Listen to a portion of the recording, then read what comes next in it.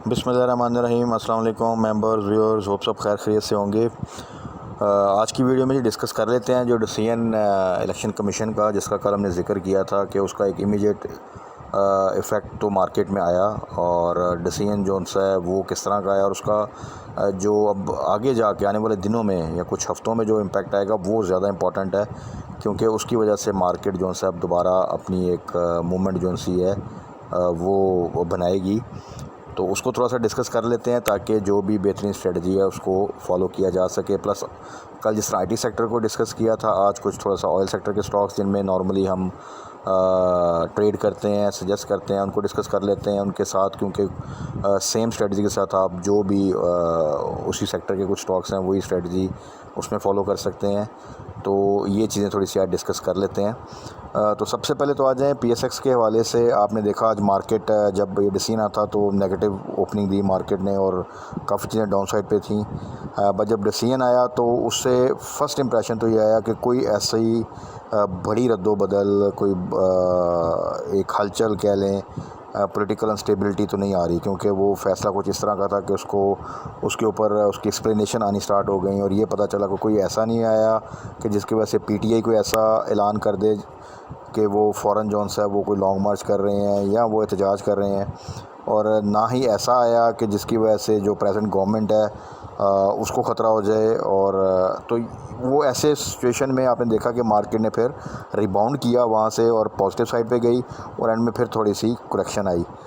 तो यही चीज़ कल भी डिस्कस की थी कि जब ये फ़ैसला आए और उसके बाद अगर मार्केट पॉजिटिव साइड पे जाए तो हाई साइड पे बाय नहीं करना, क्योंकि वो एक शॉर्ट टर्म जो भी मूवमेंट बनती है वो उस दिन के लिए तो एक अलग मूवमेंट होती है। बाद में आने वाले दिनों में फिर क्या उसके ऊपर स्ट्रेटजी बनाती है अपोजिशन या गवर्नमेंट और उसके क्या आउटकम आता है, उसके ऊपर फिर डेफिनेटली दोबारा से एक पूरी जौन सा मार्केट है उसका एक इम्प्रेशन लेकर अपनी मूवमेंट जौन सी है वो करेगी।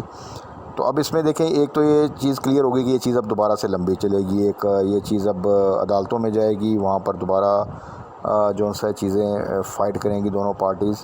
गवर्नमेंट जौन सा है अगर जब ये केस फ़ाइल करेगी, अगर नाअहली का करती है केस फ़ाइल और डिस्क्वालिफ़िकेशन का करती है तो वो एक पॉलिटिकल अनसर्टेनिटी क्रिएट होगी। उसके बाद पीटीआई किस तरह करती है, तो ये चीज़ें आने वाले दिनों में उसका कितना इम्पेक्ट आता है, कितनी किस लेवल पे जाकर वो चीज़ें जो सी हैं वो हीटअप होती हैं, ये आने वाले दिनों में जो सा है वो फिर हम डिस्कस करते रहेंगे।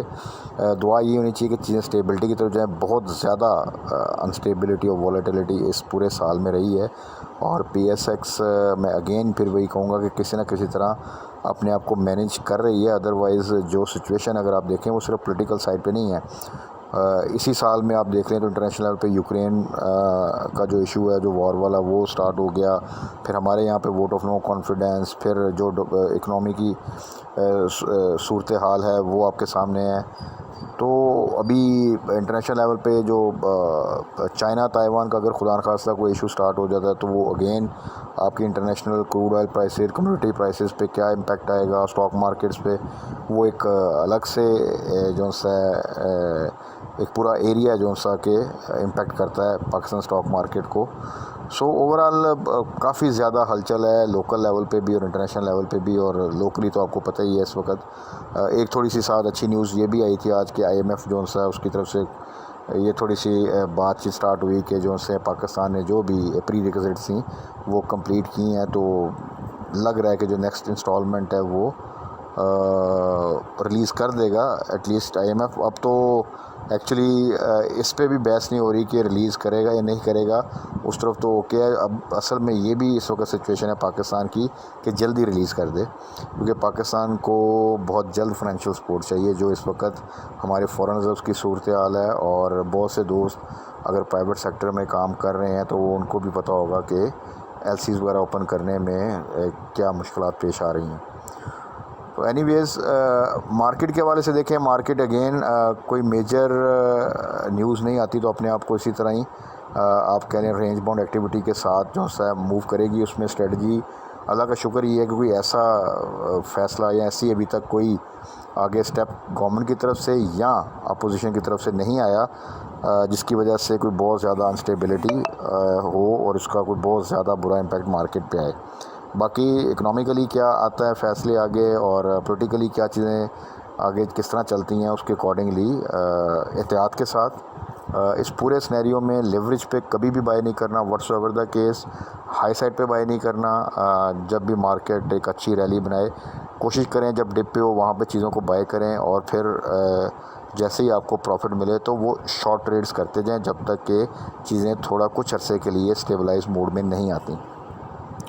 बाकी आज कुछ थोड़ा सा ऑयल सेक्टर को डिस्कस कर लेते हैं, उनके स्टॉक्स के उसमें हमारी क्या स्ट्रेटजी होनी चाहिए, ख़ास तौर पे वो स्टॉक जिनमें अच्छी ट्रेड्स बन जाती हैं तो वो अगर हम साथ साथ थोड़ा सा फॉलो करें स्ट्रेटजी को तो हम साथ साथ जो सा एक अच्छा गेन कर सकते हैं। तो उसमें सबसे पहले आ जाएं OGDC को आप अपने माइंड में रख लें कि जैसे ही 77-78 के पास आए वहाँ पे आप बाय करें और जैसे ही 83 को क्रॉस करें वहाँ पे प्रॉफिट टेकिंग करें तो ये एक आपको अच्छी ट्रेड दे देगा। ये हम बार बार मेंशन भी कर चुके हैं और ये ट्रेड्स हमें मिलती भी रही हैं। इसके बाद शेल जो है, शेल को अगर आप देखें तो इसका प्रीवियस रिज़ल्ट अच्छा था, अभी इसका रिज़ल्ट आना है, वहाँ पे रैली आप एक्सपेक्ट कर सकते हैं। जो रेट है इसका 120 से नीचे अच्छा रेट है। एक्चुअल रेट था बेस्ट बाय का जब हमने इसको टारगेट किया था 112 के आसपास, दैट वाज द बेस्ट। उसके बाद इसने 120 क्रॉस किया, वहाँ पे हमने ये कहा था कि इसका 120 का स्टॉप लॉस लगाएं। तो जिन्होंने तो स्टॉप लॉस लगाया था हिट हुआ, देखें आज इसने 116 के करीब तकरीबन मेरे ख्याल में लो लगाया है। तो वहाँ पर आपको फिर देखें 4-5 रुपये डिप पे अगर वही स्टॉक मिल रहा है तो आपके लिए ये डबल बेनिफिट हो जाता है। तो इस तरह की ट्रेड्स अगर आप करेंगे तो आप एक अच्छा गेन इस वोलेटाइल मार्केट में भी करते रहेंगे।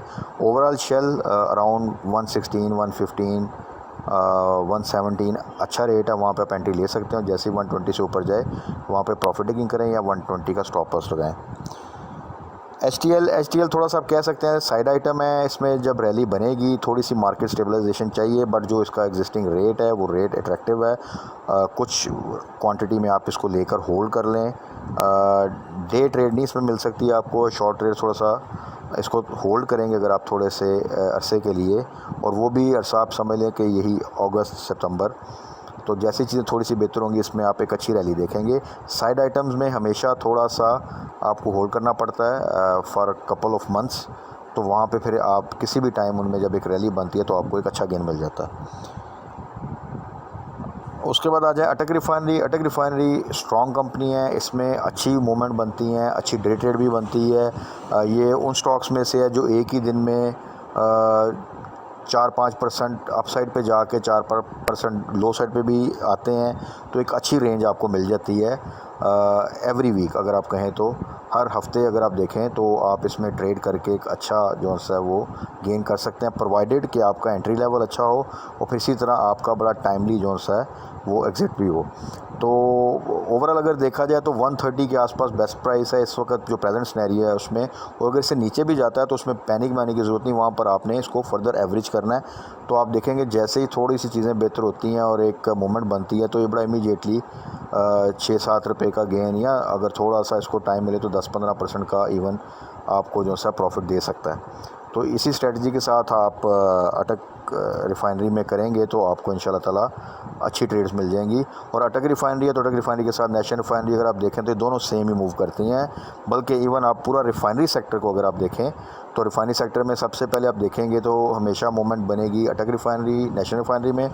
इमीडिएटली आप साथ देखिएगा, गौर कीजिएगा तो PRL में फिर मूवमेंट बन जाती है, और इसी तरह फिर बाकी जो सा है अगर आप देखें पेनी स्टॉक में सिनर्जी, तो वो फिर एंड पे अगर इनमें स्ट्रॉन्ग मूवमेंट रहे सस्टेन करे तो फिर आप देखें तो सिनर्जी भी जो है वो मूव करता है। तो इसके बाद अगर आप आ जाएं फाइनल PRL को भी हम मेंशन कर चुके हैं, इसमें माशाल्लाह अच्छा प्रॉफिट गेन किया, अच्छी ट्रेड मिल गई।